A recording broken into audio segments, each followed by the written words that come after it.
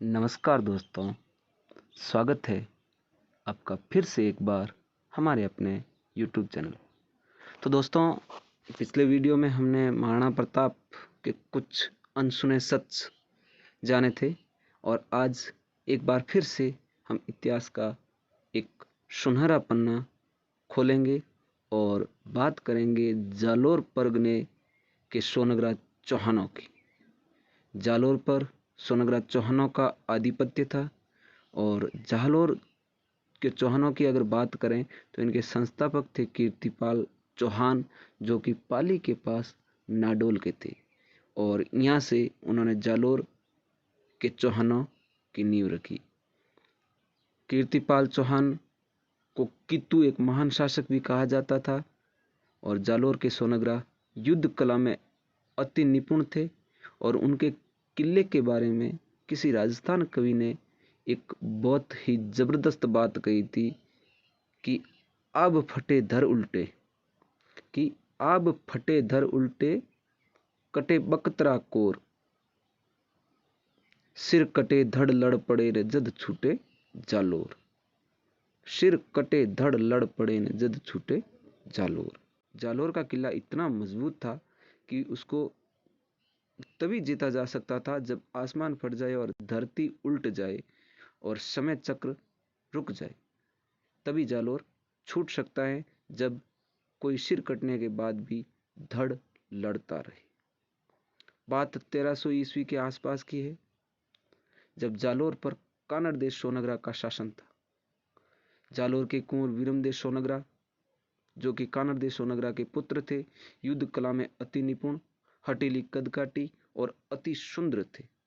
उनकी युद्ध कला के लिए किसी कवि ने बहुत ही शानदार वर्णन किया है कि सोनग्रा वांको क्षत्रिय, सोनग्रा वांको क्षत्रिय, अणरो जोश अपार, जेले कुण अण जगत में वीरमरी तलवार।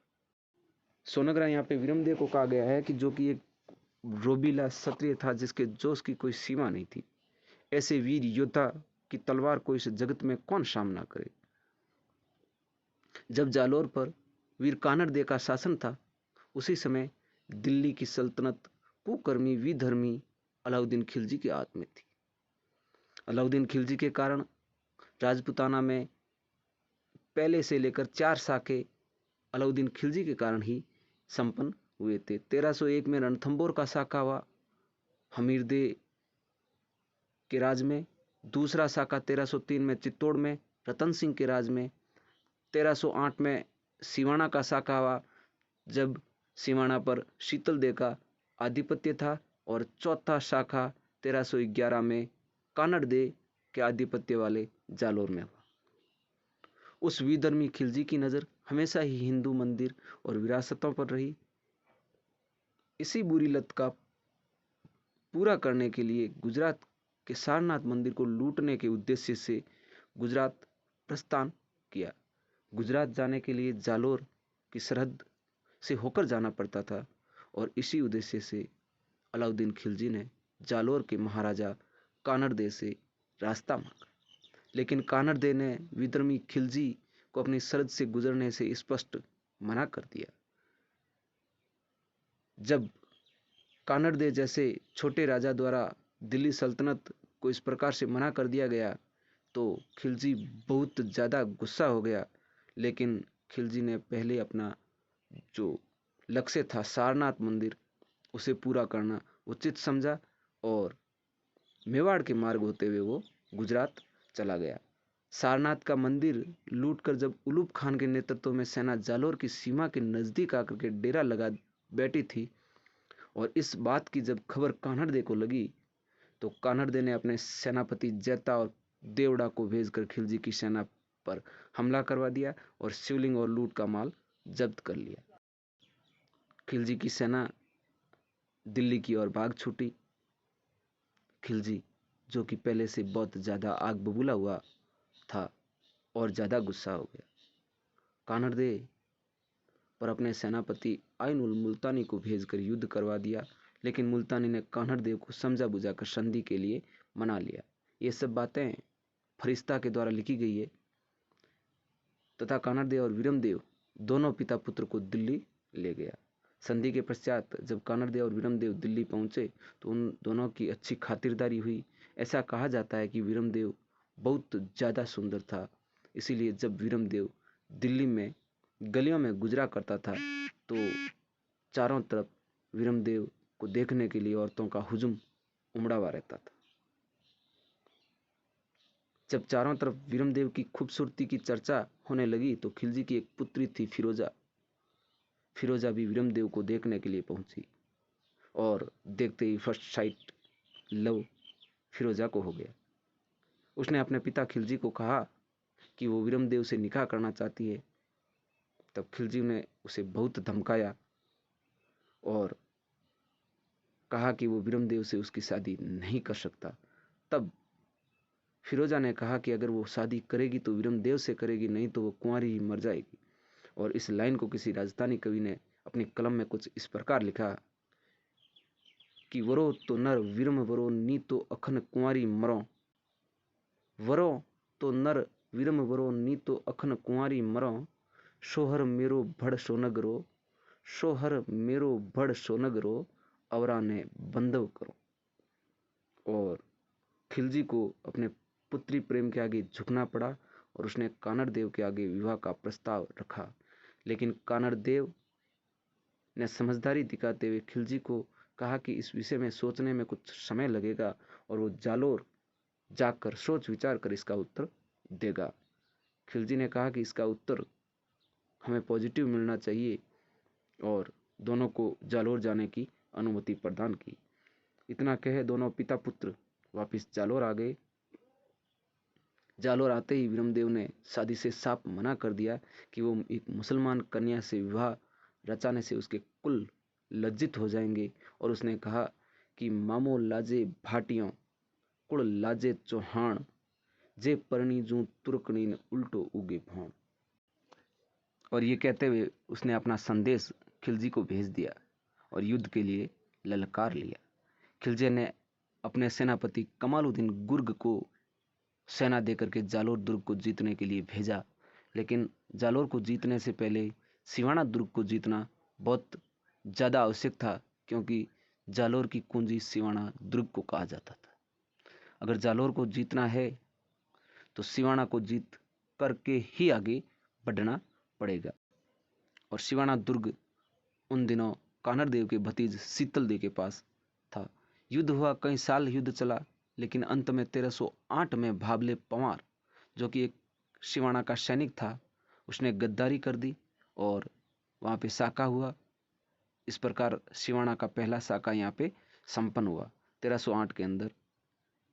भाबले पंवार ने जो अन्न और पानी के जितने भी भंडार थे उनमें गाय का रक्त मिला दिया था, जिससे सैनिकों को युद्ध के लिए जाना पड़ा और गढ़ के दरवाजे खोलने पड़े थे। खिलजी ने सिवाना का नाम बदलकर खैराबाद कर दिया और जालोर पर चढ़ाई कर दी। 3 साल तक घेराबंदी रही, युद्ध का कोई नतीजा नहीं निकला, क्योंकि जालोर दुर्ग बहुत ही सुदृढ़ दुर्ग था। उस दुर्ग को जीतने का साहस किसी के पास नहीं था। लेकिन जालोर दुर्ग के अंदर 3 साल की घेराबंदी के बाद भी कोई नतीजा नहीं निकला और बिना कोई नतीजा की सेना जब वापस जाने लगी तो जालोर में जश्न की तैयारी होने लगी। जालोर के अंदर जश्न की तैयारी चल रही थी और कानरदेव के बहनोई बीका दैया भी उस समय उस जश्न में शामिल थे। और किसी ने बीका दैया को मस्का मार दिया कि बीका दहिया के पूर्वज जो कि जालोर दुर्ग के अंदर मार दिए गए थे, और उससे बीका दहिया बहुत नाराज हो गया और उसने जालोर के साथ गद्दारी कर दी। और जालोर दुर्ग में एक कमजोर दीवार थी, उस दीवार का पता उसने खिलजी को दे दिया। खिलजी ने अपनी पूरी तोपें उस दीवार पर लगा दी। इस बात का पता जब बीका दहिया की पत्नी को चला तो उसने बीका को मारकर कानरदेव के पास चली आई। कानरदेव को जानकारी दी, तब तक बहुत देर हो चुकी थी। जालोर के सुवर्ण दुर्ग में भयंकर युद्ध हुआ। जालोर का पहला साका हुआ और युद्ध में कानरदेव सहित भारी क्षति हुई। वीरमदेव ने अपने आराध्य देवी आशापुरा माता को अपना मस्तक अर्पित कर दिया। कुछ लोग ये भी बताते हैं कि वो युद्ध के अंदर काम आ गए और कुछ लोग ये भी बताते हैं कि उन्होंने अपना मस्तक आशापुरा माता को अर्पित किया था। जब खिलजी वीरमदेव को जीवित नहीं पकड़ पाया और फिरोजा को इस बात का पता चला तो उसने कहा, जानियो तो हिंदू होशियों कुल में रहसी लाज, दुआ गणवाड़ा दा खड़ान कहीं ने आया काज। कहा कि मैंने ये सोचा था कि मैं हिंदू हो जाऊंगी और कुल में मेरी लाज रहेगी, लेकिन ये सब मेरे भाग्य में नहीं लिखा हुआ था। अंत में फिरोजा की दासी ने वीरमदेव का मस्तक फिरोजा के सामने थाली में रखकर पेश किया, लेकिन ऐसा कहा जाता है कि जब फिरोजा उस मस्तक के सामने आती तो मस्तक अपना मुंह फेर लेता था, और जब बार बार मस्तक मुंह फेर लिया करता था तो फिरोजा ने अंत में कहा, तज तुर्कोणी चाल हिंदवाणी हुई हमें, मारा भवभौरा बरतार शीश क्यों धूणे सोनगरा। और अंत में फिरोजा ने वीरमदेव के शीश का हिंदू रीति रिवाज से दाह संस्कार किया और खुद यमुना नदी में कूदकर आत्महत्या कर ली। वीरमदेव ने दिल्ली सल्तनत के सामने अपना मस्तक कभी नहीं झुकाया और अपनी जान दे दी। इसीलिए कहा जाता है कि सोनगरारी ऊंची कई जे शान, सोनगरारी ऊंची कई जे शान, तुर्काणी प्रेम आगे झुकियो नहीं सोनगरारो भाण। तुर्काणी प्रेम आगे झुकियो नहीं सोनगरारो भाण, अमर हुयो इतिहास में वीरम नाम, लाजियो नहीं कुल चौहान। धन्य है वीर सोनगरा, धन्य है वीर वीरमदेव, धन्य है कानड़ देव, धन्य है सोनगरा चौहान, धन्य है जालोर। तो दोस्तों, आज का वीडियो अगर आपको पसंद आया है तो प्लीज़ लाइक, कमेंट और शेयर ज़रूर कीजिए, ताकि आगे भी इसी प्रकार की वीडियो आपके पास आते रहें और इतिहास की जो सही जानकारी है वो आप तक पहुंचती रहे। धन्यवाद।